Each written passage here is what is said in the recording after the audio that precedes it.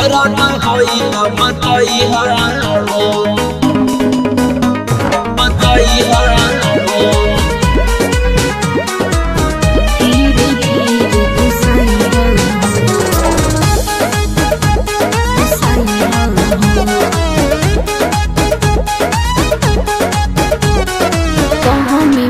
जो नहीं हुई पर रहेज राजा धीरे धीरे घुसैहा हो। कहाँ में बाइज नहीं हुई पर रहेज राजा धीरे धीरे घुसैहा हो। अरे ढूकता तो ढूके दरनिया दर्द होई त बतैहा हो। अरे ढूकता तो ढूके दरनिया दर्द होई त बतैहा हो।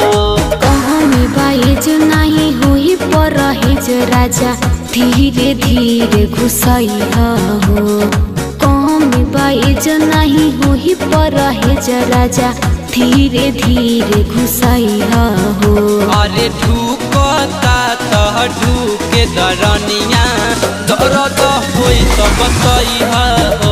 अरे ढूकता तो ढूके दरनिया दर्द होई त बतैहा हो।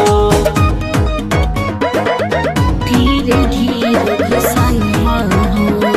Recording by Sandhya studio.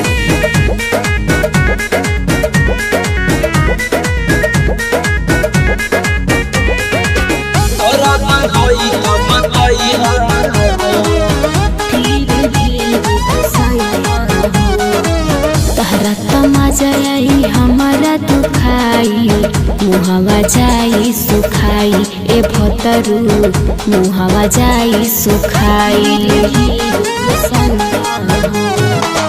बचपन के छेद लागे गहिल बा मुदाई एही से तनिका बुझाई ये धानी एही से तनिका बुझाई कहानी के मोटा ढेर सुनाए वाला मुआ लेके तू जानी आईहा हो। कहानी के मोटा ढेर सुनाए वाला मुआ लेके तू जानी आईहा हो। अरे ढूकता तो ढूके दरनिया दर्द होई त बतैहा हो। अरे ढूकता तो ढूके दरनिया दर्द होई त बतैहा हो। दर्द होई त बतैहा हो। धीरे धीरे घुसैहा हो। Recording by Sandhya studio.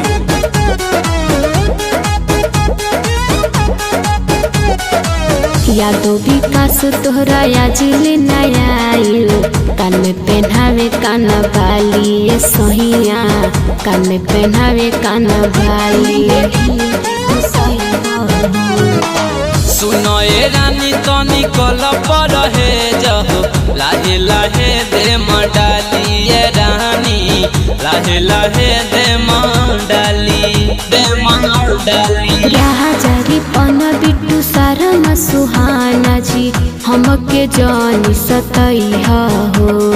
राजारी पन बिट्टू सारा सुहाना जी हमके जानी सतैहा हो। अरे ढूकता तो ढूके दरनिया दर्द होई त बतैहा हो।